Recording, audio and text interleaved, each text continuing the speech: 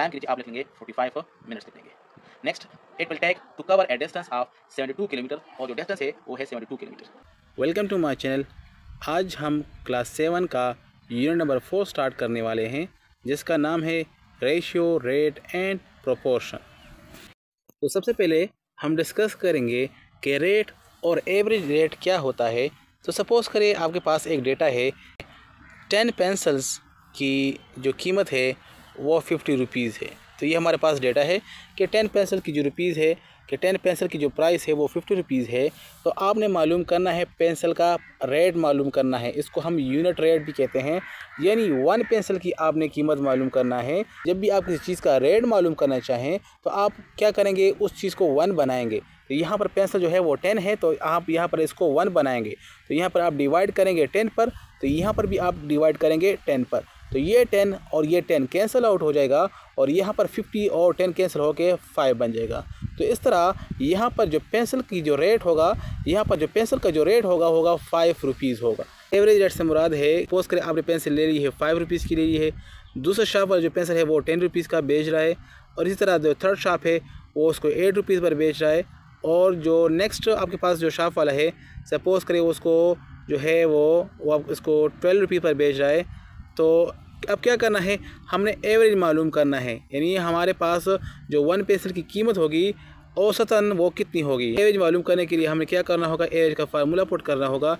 Average का formula क्या है कि सम ऑफ ऑल डेटा, यानी इस डेटा को आप प्लस करें तो 5 + 10 15, 15 + 8 से आपके पास आ जाएगा 23, और 23 + 12 से आपके पास आ जाएगा 35 आ जाएगा।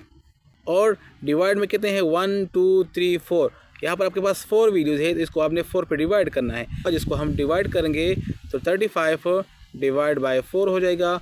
4 के साथ कोई ऐसा नंबर मल्टीप्लाई करके 35 के क्लोज आ जाए, तो हम यहाँ पर 8 मल्टीप्लाई करेंगे तो हमारे पास 32 आ जाएगा, और इससे हम ये माइनस करेंगे तो हमारे पास 5 आ जाएगा, 3 आ जाएगा। और फिर हम क्या करेंगे, यहाँ पर हम 0 लगाएंगे, 0 को उतार देंगे 30 हो जाएगा, यहाँ पर पॉइंट हो जाएगा। 4 के साथ कोई ऐसे नंबर मल्टीप्लाई करेंगे कि 30 के क्लोज आ जाए, तो हम 7 मल्टीप्लाई करके 28 लगा सकते हैं, तो यहाँ पर 28 आ जाएगा, और इससे फिर रिमाइंडर आपके पास क्या आ जाएगा, 2 आ जाएगा।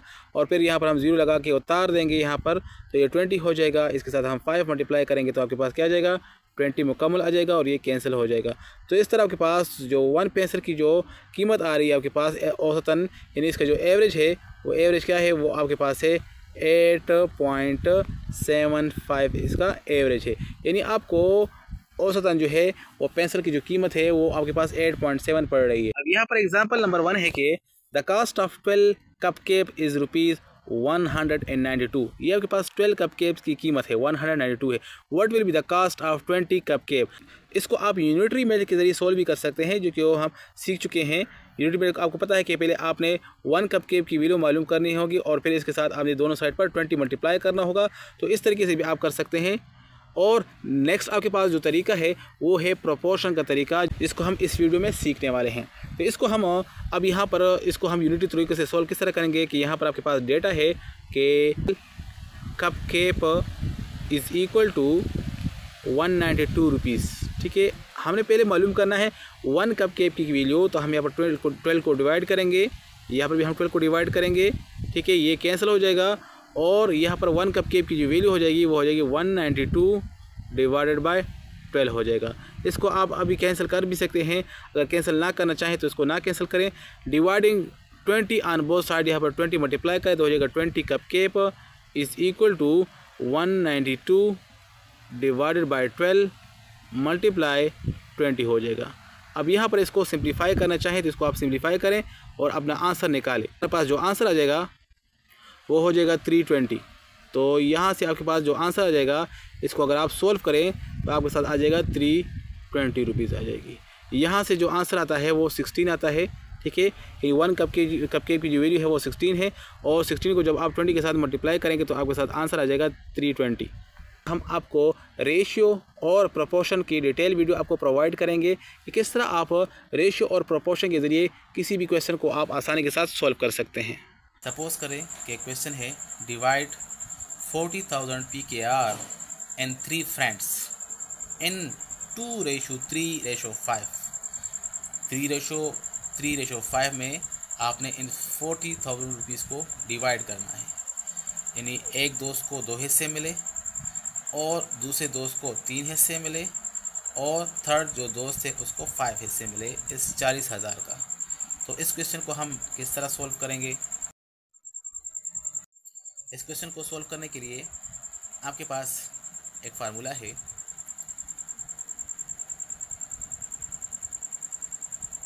Share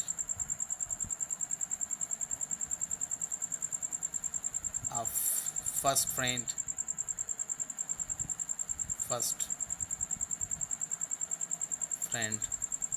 equal to first friend. Suppose करें कि ये फर्स्ट है, ये सेकंड है, ये थर्ड फ्रेंड का पार्ट है।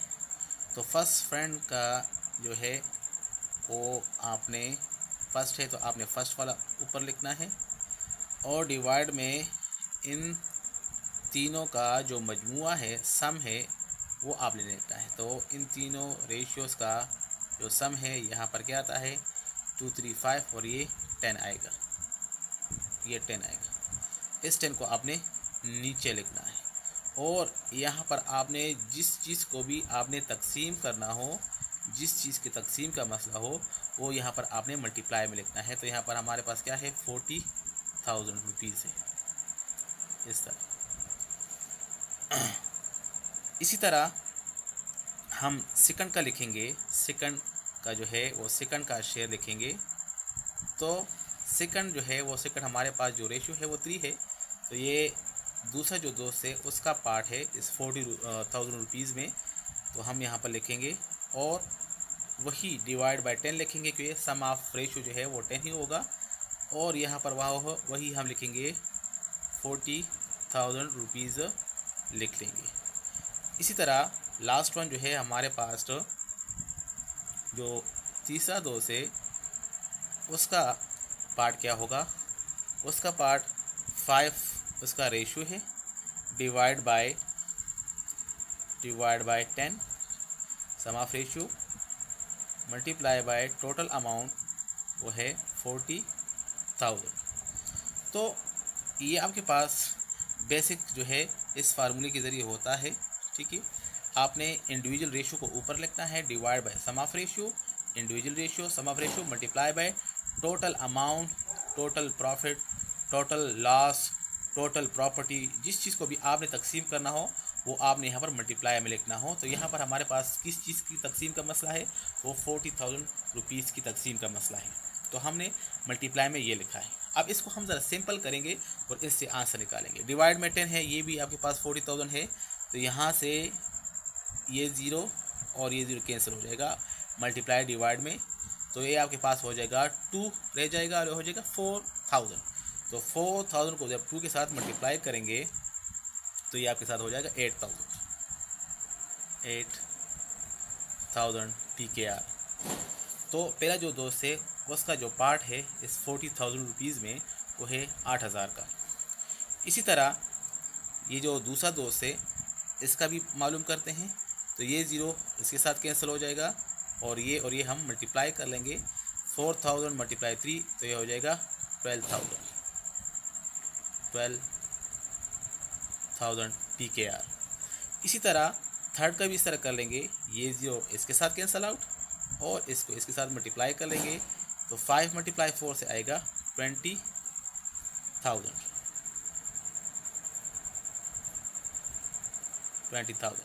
तो इसी तरह जो आपके पास 40,000 की रुपीज़ का मसला था तो उसमें एक दोस्त को 8,000 मिले हैं, दूसरे दोस्त को 12,000 मिले हैं और जो थर्ड दोस्त है उसको 20,000 मिला है। तो अगर आप इन तीनों को दोबारा प्लस कर लें तो 8 + 12 20 और 20 + 20 हो जाएगा क्या 40,000।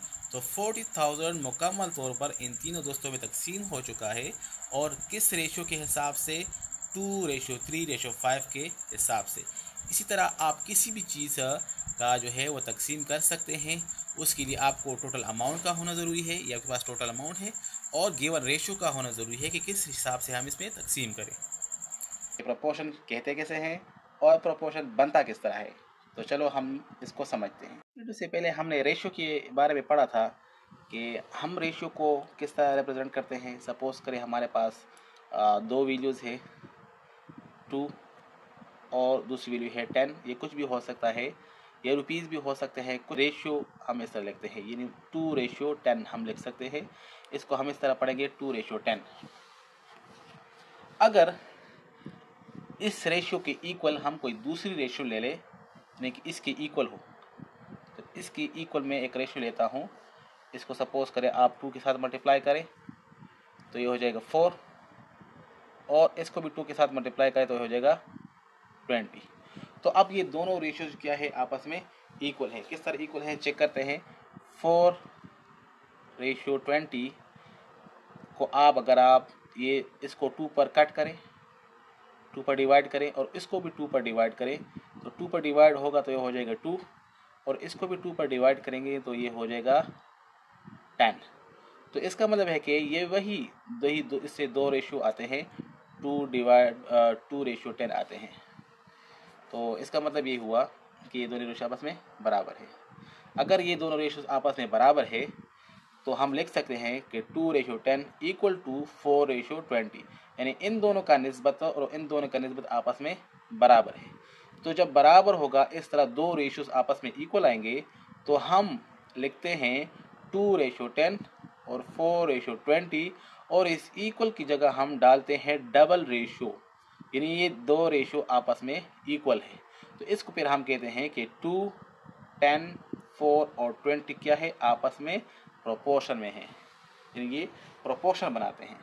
प्रोपोर्शन को समझने के बाद अब हम इसके टाइप की बात कर सकते हैं, जो कि है डायरेक्ट प्रोपोर्शन और दूसरा है इसका इनवर्स प्रोपोर्शन।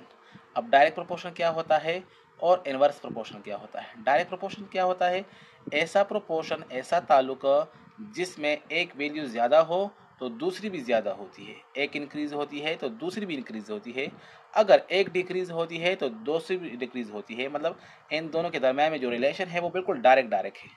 तो इस तरह के प्रोपोर्शन को हम कहेंगे डायरेक्ट प्रोपोर्शन। इसी तरह इनवर्स प्रोपोर्शन कौन सा होता है, ऐसा रिलेशन, ऐसा प्रोपोर्शन जिसमें एक क्वांटिटी ज़्यादा हो तो दूसरा उसकी उलट हो, यानी वो कम हो। अगर एक कम हो तो दूसरी ज़्यादा हो, यानी बिल्कुल उल्टा हिसाब हो। तो इस टाइप के प्रोपोर्शन को हम कहेंगे इनवर्स प्रोपोर्शन। अब इन दोनों को हम एक एग्जाम्पल के थ्रू जो है समझते हैं। तो एग्जाम्पल है, a car covers a distance of 24 kilometre and 45 minutes. ये आपके पास डेटा है कि एक गाड़ी है जो कि 24 किलोमीटर का फासला 45 मिनट्स में तय करती है। तो हम आपके पास दो क्वांटिटीज़ है, एक है डिस्टेंस ये वाली और एक है टाइम जो कि है 45 मिनट्स। तो इनके दरमियान में रिलेशन गिवन है, ठीक है। तो आप क्या करेंगे, यहाँ पर डिस्टेंस लिख लेंगे। तो डिस्टेंस कितना है, 24 किलोमीटर है, और जो टाइम है, टाइम वो है 45 मिनट्स। तो टाइम के नीचे आप लिख लेंगे 45 मिनट्स लिख देंगे। नेक्स्ट क्या कह रहे हैं, how long it will take, कितना टाइम लेगा, यानी आपको फाइंड करना है, टी को फाइंड करना है। विल टेक कितना टाइम लेगा, तो टाइम मालूम नहीं है तो हम यहाँ लिखेंगे टाइम लिख लेंगे, ठीक है। It will take to cover a distance of 72 kilometre, और जो डिस्टेंस है वो है 72 किलोमीटर। इस तरह यहाँ पर हम रेशियो डाल लेंगे और यहाँ भी हम रेशियो डालेंगे। अब इसके बाद हमने ये फाइंड करना है कि इन दोनों के दरमियान में जो रिलेशन है वो डायरेक्ट है या इनवर्स है, यानी एक चीज़ को ज़्यादा कम करने से दूसरी चीज़ पर क्या फ़र्क पड़ता है। तो इन दोनों के दरमियान में जो रिलेशन है वो फाइंड करते हैं। तो डिस्टेंस और ये है टाइम, अगर इस चीज़ को ज़्यादा करने से ये चीज़ ज़्यादा हो रही है या इसको कम करने से ये कम हो रही है, तो इनके दरमियान में जो रिलेशन होगा वो डायरेक्ट होगा। और अगर इसको ज़्यादा करने से ये कम हो रही है या इसको ज़्यादा करने से ये कम हो रहा है, तो इनके दरमियान में जो रिलेशन होगा वो इनवर्स रिलेशन होगा। तो देखते हैं कि इनके दरमियान में जो रिलेशन है वो डायरेक्ट है या इनवर्स है। तो आप सोचें, अगर मेरे पास टाइम ज़्यादा हो तो ये डिस्टेंस ज़्यादा कवर होगा या कम कवर होगा। जाहिर सी बात है, ये ज़्यादा होगा तो ये भी ज़्यादा होगा, तो इसका मतलब है कि ये डायरेक्ट है। रिलेशन तो हमने मालूम कर लिया है कि ये डायरेक्ट रिलेशन है, डायरेक्ट प्रोपोर्शन है। अब इसके बाद हम क्या करेंगे, जिस कॉलम में आपके साथ वेरिएबल है, एक्स हो, टी हो, यू हो, वी हो, जो भी हो, उस कॉलम में आपने क्या करना है, आपने एक एरो डालना है। और एरो आपने ऐसी अंदाज में डालना है, ऐसे डायरेक्शन में डालना है कि जो वेरिएबल है वो एरो के टेल पर आ जाए, यानी वेरिएबल से स्टार्ट हो और दूसरे डायरेक्शन में जाए। अगर यहाँ पर होता, वेरिएबल ऊपर होता, तो हम ऊपर से ये एरो डालते, यानी इसका जो टेल है, टेल ये यहाँ पर आपके पास ये वेरिएबल आना चाहिए, वेरिएबल जो है वो टेल पर आना चाहिए। ठीक है, अब इस तरह हमने एरो डाल दिया है। अब यहाँ भी हम इस तरह एरो डालेंगे, क्योंकि इनके दरम्यान में जो रिलेशन है वो सेम है, डायरेक्ट है। अगर इनवर्स होता तो फिर हम इसके उल्टा डायरेक्शन में, इनवर्स डायरेक्शन में, अपोजिट डायरेक्शन में एरो डालते। क्योंकि इन दोनों के दरम्यान में डायरेक्ट रिलेशन है, तो इसलिए इन दोनों एरोस का जो डायरेक्शन है वो भी सेम होगा।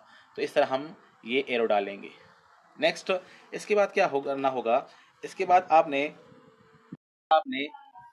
जो वैल्यू टेल पर हो वो पहले लिखनी है, यानी 72, और जो वैल्यू हेड पर हो वो बाद में लिखनी है, और बीच में डालना है, रेशियो डालना है।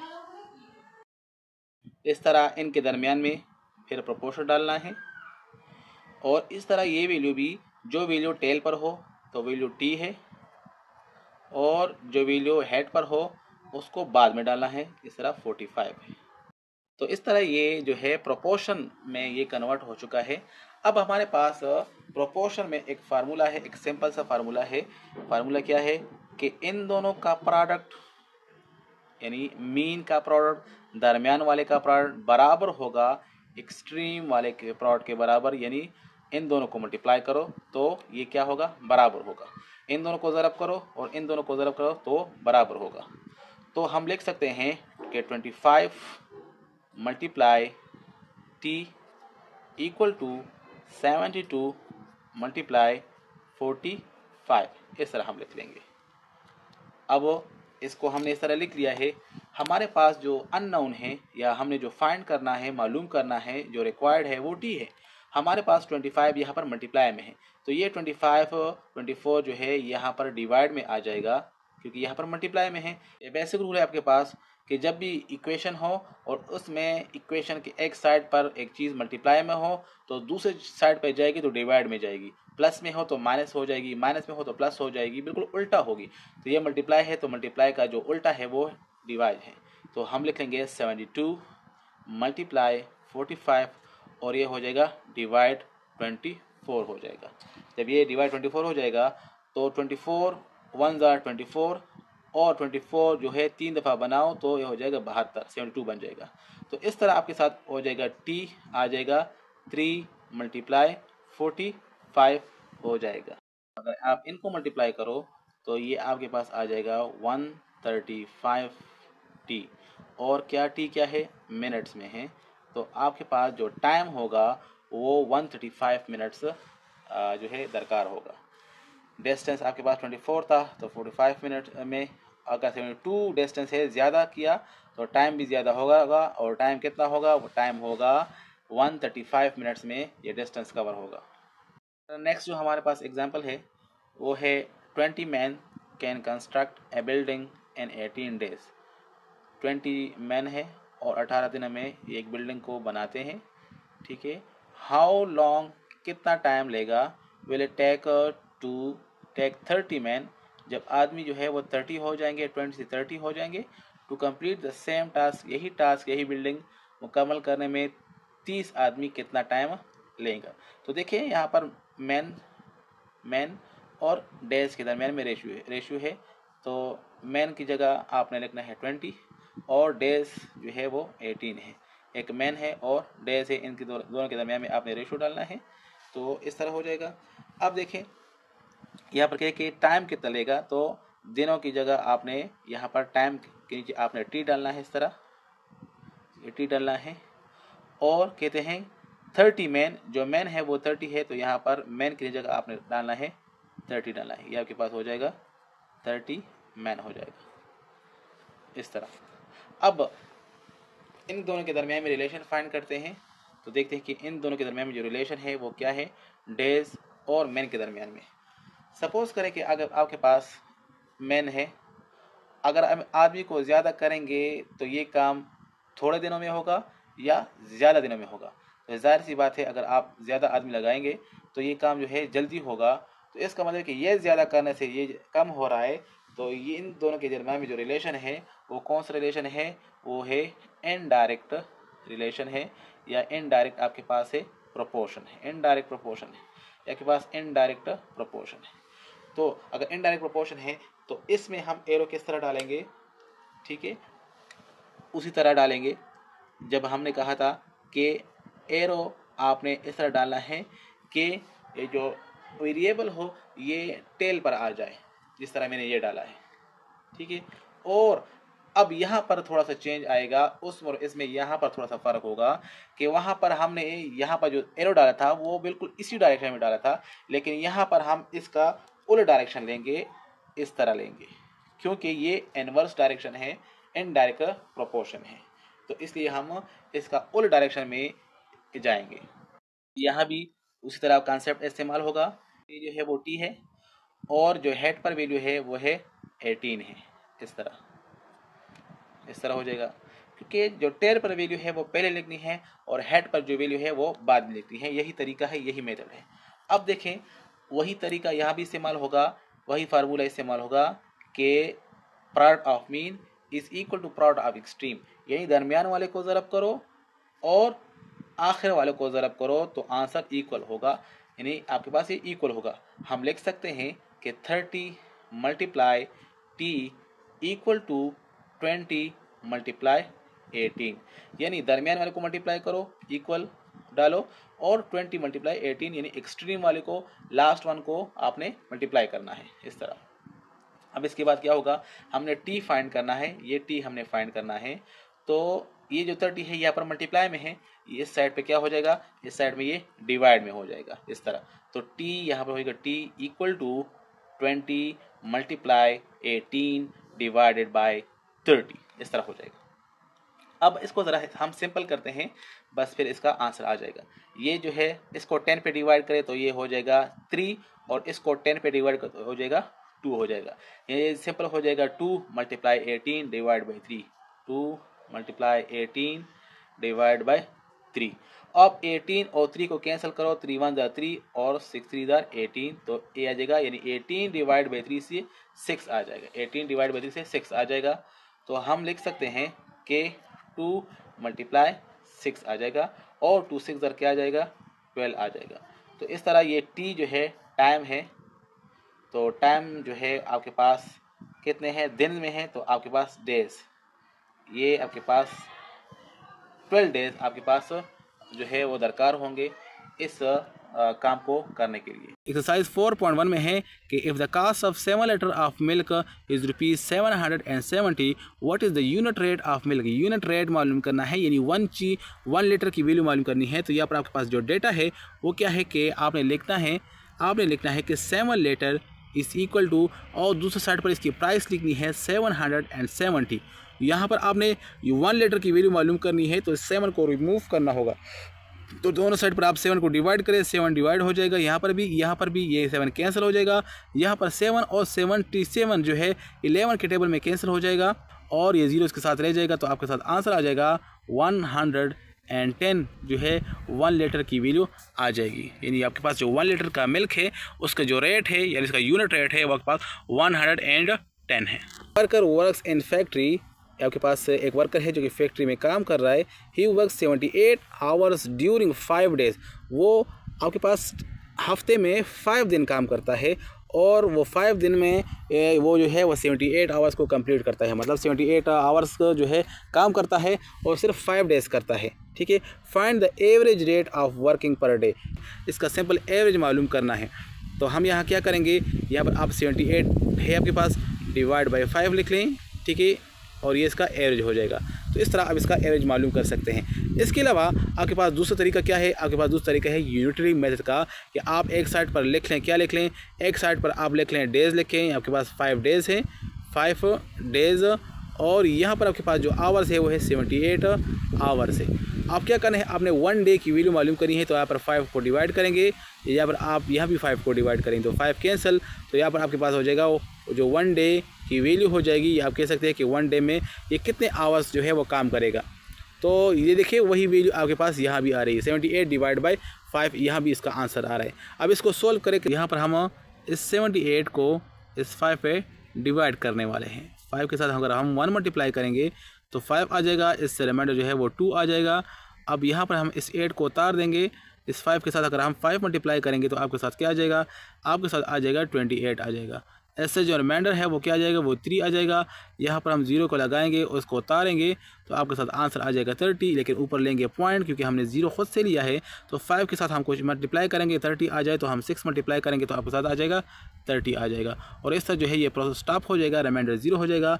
आपके पास ये टर्मिनेटिंग फ्रैक्शन बन चुका है, और इसका जो आंसर है वो आपके पास है टर्मिनेटिंग फ्रैक्शन है 15.6 जो है वो डेली काम करेगा, डेली बेस पर वो आपके पास 15.6 आवर्स काम करेगा। ये क्वेश्चन नंबर 3 भी जो है एवरेज का है। Ahmed completed 6 rounds of jogging track in 2 hours.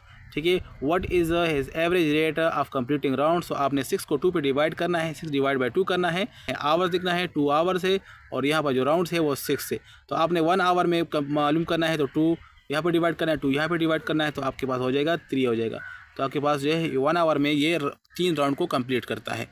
इस तरह आपके पास है 4 नंबर आपके पास है, a person types 480 words in half an hour, how long will it take to type 7865 words और 1250 वर्ड्स और 6230 वर्ड्स। कितने वर्ड्स हैं, ठीक है, साथ में रेशियो, और यहाँ पर लिखेंगे टाइम जो कि आवर में होगा, ठीक है, टाइम इन आवर। यहाँ पर आपके पास है जो डेटा गिवन है कि 480 वर्ड्स, हम लिखेंगे 480 वर्ड्स के लिखेंगे 480 वर्ड्स, और टाइम के लिए हम लिखेंगे हाफ एन आवर, इसके लिए हम 30 मिनट लेंगे, 30 मिनट। इसका मतलब यहाँ पर हमने मिनट में ही लिखना है, मिनट में लिखें तो 30 मिनट। इसी तरह how long it will take, time को मालूम करना है, हमने ये टाइम मालूम करना है, ये टाइम हमने मालूम करना है, ठीक है, ये हमने मालूम करना है। और हाउ टू टेक टाइप, अगर आपने इतने वर्ड्स लिखने हो तो यहाँ पर आपने वर्ड्स के लिखना है 7 6 5 लिखना है। तो ये इस तरह बन जाएगा। अब आपको पता है कि इसमें आपके पास वेरिएबल है, तो हम यहाँ पर एरो डालेंगे, और यहाँ पर देखिए कि वर्ड्स और टाइम के दरमियान में जो रिलेशन है वो डायरेक्ट है। जितना टाइम ज़्यादा होगा उतना आप ज़्यादा वर्ड्स लिखने के काबिल होंगे, या जितना ज़्यादा वर्ड्स रिक्वायर्ड होंगे उतना ही आपका टाइम कंज्यूम होगा। तो इसका जो रिलेशन है वो डायरेक्ट है, तो इस तरह आपको डायरेक्ट रिलेशन बन जाएगा, और इसके बाद आप जो है खुद सोल्व कर सकते हैं।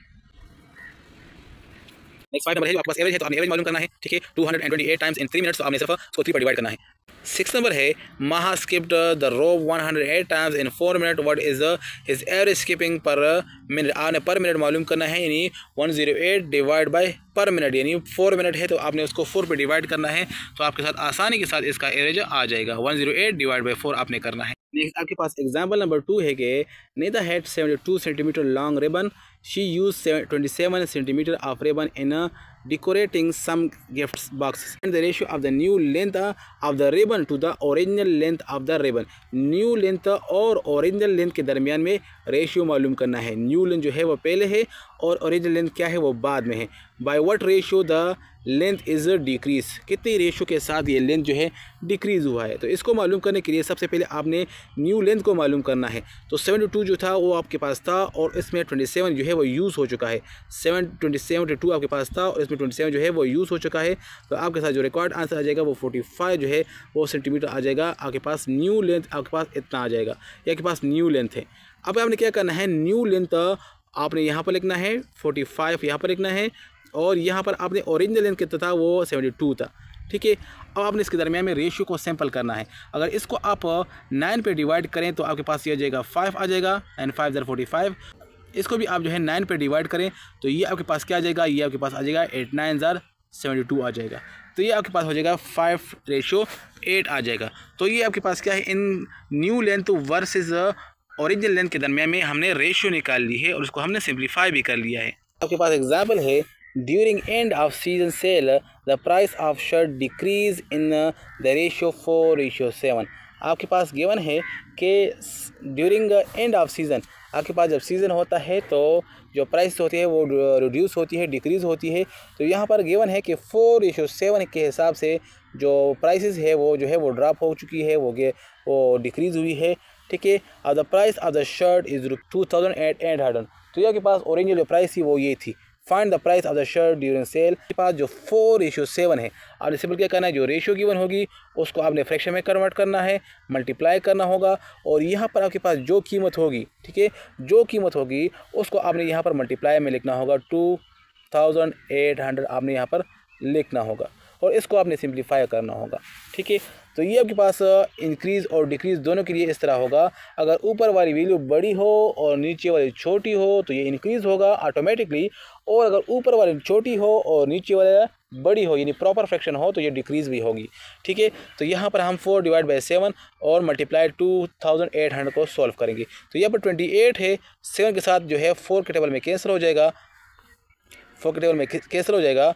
तो यहाँ पर आपके पास रह जाएगा, क्या रह जाएगा, आपके पास एक 4 रह जाएगा और इसके साथ मल्टीप्लाई में रह जाएगा 400 रह जाएगा। अब इसको आपने मल्टीप्लाई करना है तो आपके पास हो जाएगा 1600 हो जाएगा। तो इस तरह जो है पहले इसकी जो वैल्यू थी वो थी 2800 थी, और अब जो है 4:7 के हिसाब से ये कीमत ड्रॉप हो चुकी है, तो इसकी जो न्यू प्राइस है, ठीक है, एंड ऑफ द सीज़न ये आपके पास क्या बन जाएगी, 1600 बन जाएगी। तो इस तरह आपके पास जब भी आपके पास इंक्रीज़ और डिक्रीज़ वाला केस हो तो आपने वो रेशियो को उठाना है, मल्टीप्लाई करना है ओरिजिनल वैल्यू के साथ, यानी आपने लिखना है यहाँ पर रेशियो को लिखना है, मल्टीप्लाई आपने लिखना है, क्या लिखना है, मल्टीप्लाई आपने लिखना है वो ओरिजिनल प्राइस लिखना है, ओरिजिनल प्राइस आपने लिखना है। तो आपके पास इंक्रीज़ और डिक्रीज़ दोनों केस के जो आंसर होंगे वो इस फार्मूले के ज़रिए इस तरीके से सोल्व हो जाएंगे। एक्सरसाइज 4.3 में यही इंक्रीज और डिक्रीज वाला केस है। यहाँ पर लिखा है 48 मीटर इन द रेशियो 5:8, ठीक है। इसको ये डिक्रीज हो रहा है या इंक्रीज हो रहा है, फर्स्ट हमें डिसाइड करना है ये इंक्रीज हो रहा है या डिक्रीज हो रहा है। तो हमारे पास जो रेशियो है वो क्या है, 5:8 यानी 5/8। तो ऊपर वाली वैल्यू जो है वो छोटी है तो हमेशा ये आपके पास क्या देगी, आपके पास डिक्रीज देगी, क्या देगी, डिक्रीज देगी। तो यहाँ पर हमने डिक्रीज जो है वैल्यू मालूम करनी है, तो यहाँ पर हम लिखेंगे 5:8 यानी 5/8 लिखेंगे, मल्टीप्लाई हम करेंगे 48 मीटर के साथ मल्टीप्लाई करेंगे। तो यहाँ पर 48 और 8 आपस में 6 के टेबल में कैसे हो जाएंगे, और 6 और 5 मल्टीप्लाई होकर क्या बन जाएगा, 30 बन जाएगा। तो देखिए किस तरह 48 से जो है वो 30 मीटर जो न्यू लेंथ है वो आपके पास डिक्रीज हो रहा है। तो इसी तरीके से आपने तमाम क्वेश्चन को सॉल्व करना है, आपके लिए इजी होगा। अब आपको कंसेप्ट की समझ आ चुकी है। एक्सरसाइज 4.4 में है question number 1, find the value of x in the following. यहाँ से आपने जो वेरिएबल x यूज़ हुआ है उसकी वैल्यू को मालूम करना है। तो चलो मालूम करते हैं। तो फर्स्ट नंबर आपके पास है x divide by 21 is equal to 4 divide by 7। इसको सॉल्व करते हैं। तो यहाँ पर आपके पास गिवन है x divide by 21 is equal to 4 divide by 7, ठीक है। यहाँ पर आप क्या करेंगे, एक स्टेप में आप यहाँ पर 21 को मल्टीप्लाई करेंगे तो ये 21 आपके पास यहाँ पर आ जाएगा, ठीक है, और यहाँ से डिवाइड से रिमूव हो जाएगा। इस तरह नेक्स्ट स्टेप में आप क्या करेंगे, डिवाइडिंग 7 ऑन बोथ साइड करेंगे तो यहाँ से 7 जो है वो रिमूव हो जाएगा और ये आपके पास x के साथ मल्टीप्लाई में आ जाएगा। इसको हम डायरेक्ट एक स्टेप में भी कर सकते हैं जिसको हम क्रॉस मल्टीप्लिकेशन कहते हैं। x के साथ 7 आ जाएगा और 4 के साथ 21 आ जाएगा। यहाँ पर आप देख लें, आपने 7 को x की तरफ ले जाना है और 7 को x की तरफ ले जाना है और 21 को आपने 4 की तरफ ले जाना है, तो दोनों मल्टीप्लाई में हो जाएंगे। तो यहाँ पर हम क्या करेंगे, यहाँ पर हम लिख लेंगे 7 मल्टीप्लाई x से 7x आ जाएगा इज इक्वल टू 4 मल्टीप्लाई 21 आपके पास यहाँ पर आ जाएगा। हमने क्या करना है, इस 7 को भी डिवाइड करना है तो यहाँ पर 7 जो है यहाँ पर आ जाएगा, यहाँ पर डिवाइड में आ जाएगा और यहाँ से रिमूव हो जाएगा। तो x की जो वैल्यू होगी वो क्या हो जाएगी, 4 मल्टीप्लाई 21 डिवाइड बाई 7। 21 और 7 जो है वो 3 के टेबल में कैंसिल हो सकते हैं तो हमारे पास 3 रह जाएगा और मल्टीप्लाई में 4 आ जाएगा और 4 3 जरा आपके पास क्या होता है, वो आपके पास 12 होता है। तो ये आपके पास क्या है, इस इक्वेशन में x की वैल्यू है। नेक्स्ट आपके पास है B number 1/x is equal to 2/3। तो इसको भी सोल्व करते हैं। 1 divide by x is equal to 2 divide by 3। तो इसको हम क्रॉस मल्टीप्लिकेशन के जरिए कर सकते हैं। हमने 3 को 1 की तरफ ले जाना है और x को 2 की तरफ ले जाना है, तो हमारे पास हो जाएगा 2x is equal to 3 multiply 1 से आ जाएगा 3 आ जाएगा। हमने सिर्फ x को मालूम करना है तो ये 2 यहाँ पर मल्टीप्लाई में है, ये यहाँ पर डिवाइड में आ जाएगा। तो x की जो वैल्यू है वो क्या हो जाएगी, वो हो जाएगी 3 डिवाइड बाई 2 हो जाएगी। और 3 डिवाइड बाई 2 को हम डिवाइड भी कर सकते हैं। अगर इसको आप डिवाइड करना चाहें तो आप डिवाइड कर सकते हैं। इसका आंसर आ जाएगा 1.5 आ जाएगा। इसको आप चेक करें कि इसका आंसर 1.5 किस तरह आता है। 1.5 इसका आंसर आ जाएगा। नेक्स्ट आपके पास है C number 5 divide by 15। 5 divide by 15 is equal to x divide by 30 हो जाएगा। तो तो यहाँ पर हम 5/15 को और भी सिंपल कर सकते हैं। इसकी जगह हम लिख सकते हैं, क्या लिख सकते हैं, इसको आप 1/3 भी लिख सकते हैं। तो हम 1/3 लिख लेंगे और इसको यहाँ पर और इसको यहाँ पर मल्टीप्लाई भी कर लेंगे। तो यहाँ पर हो जाएगा 30 × 1 से 30 आ जाएगा, और 1 और 30 × 1 से 30 आ जाएगा, और 3 × x से आपके पास 3x आ जाएगा। हमने सिर्फ x को मालूम करना है, इस x को ख़त्म करना है, इस 3 को ख़त्म करना है। तो यहाँ पर डिवाइड में आप लिख लें, वहाँ से ख़त्म हो जाएगा। तो 30/3 से आपके पास जो आंसर आता है वो आता है 10 आता है। तो यहाँ पर x की जो वैल्यू है वो क्या है, 10 है। इसी तरीके से आपके पास ये डी नंबर है, इसको भी सॉल्व कर लेते हैं। यहाँ पर आपके पास गिवन है x/24 प्रोपोर्शन 8/6। जिस तरह हमने इसको डिफाइन भी किया है कि हमारे पास एक फार्मूला है कि product of mean is equal to product of extreme होता है। बजाय इसके कि आप इसको इक्वेशन में कन्वर्ट करें और फिर इसको आप मल्टीप्लिकेशन करें, तो यहाँ से हम डायरेक्ट भी कर सकते हैं कि जो मीन में होता है उसको मल्टीप्लाई करेंगे और जो एक्सट्रीम में होगा उनको मल्टीप्लाई करेंगे। तो यहाँ पर आपके पास हो जाएगा 6x इज इक्वल टू 24 × 8 हो जाएगा। यहाँ पर इस 6 को हम रिमूव करेंगे, तो यहाँ पर हम डिवाइड में लगा लेंगे, इस 6 को लगा लेंगे। तो यहाँ से 6 रिमूव हो जाएगा, और 24 और 6 जो है वो आपके पास 6 के टेबल में कैंसिल होके यहाँ पर 4 बन जाएगा। यह रह जाएंगे 4 और 8 रह जाएगा, जो कि मल्टीप्लाई में है। तो 4 8 द्वारा के पास क्या आता है, वो होता है 32। तो इस तरह आपके पास जो x की वैल्यू है वो क्या है, वो 32 हो जाएगी। नंबर 2 में है what is the fourth proportion of 3, 9 and 7। Fourth proportion मालूम करना है। तो जैसे कि आपको पता है कि हम लिख लेंगे 3/9, ठीक है, और फिर लिखेंगे प्रोपोर्शन 7। यहाँ तक हमने थर्ड को कंप्लीट कर लिया है, लेकिन हमारे पास जो है वो फोर्थ वन नहीं है। तो उस फोर्थ वन की जगह हम क्या लिख लेंगे, सपोज करें वो क्या है, x है। तो इस x को हमने मालूम करना है। यहाँ पर हो जाएगा product of mean is equal to product of extreme. तो यहाँ पर हम लिख लेंगे 3x इज इक्वल टू 9 × 7 लिख लेंगे, ठीक है, 9 × 7 लिख लेंगे। हमने सिर्फ x को मालूम करना है। तो x यहाँ पर ये 3 जो है रिमूव हो जाएगा, यहाँ पर 3 डिवाइड में आ जाएगा, और 9 और 3 जो है वो 3 के टेबल में कैंसिल हो जाएंगे। तो आपके पास रह जाएगा 3, और आपके पास क्या रह जाएगा, 7 रह जाएगा। तो 3 और 7 से जो आंसर आता है वो क्या आता है, 21 आता है। तो यहाँ पर इस प्रोपोर्शन के क्वेश्चन में x की जो वैल्यू यूज हुई है वो क्या है, वो 21 यूज हुई है। और इसी तरीके से आपने प्रोपोर्शन वाले क्वेश्चन में या तो डायरेक्ट प्रोपोर्शन होंगे या जो है इनवर्स प्रोपोर्शन होंगे, वही कंसेप्ट आपने यूज़ करना है और ये आपने खुद सॉल्व करने हैं। तो उम्मीद है आप इसको आसानी के साथ सॉल्व कर सकेंगे अगर आपने प्रोपोर्शन वाले टॉपिक को अच्छी तरह से कवर किया हो। अब वीडियो के एंड में हमने रिव्यू एक्सरसाइज को सॉल्व करना है। तो फर्स्ट वन आपके पास है dash is the comparison of 2 और मोर क्वांटिटीज आर नंबर। तो यहाँ पर हमारे पास रेशियो है, ratio is the comparison of 2 और more quantities are number. B number है आपके पास dash of 2 ratios is known as proportion.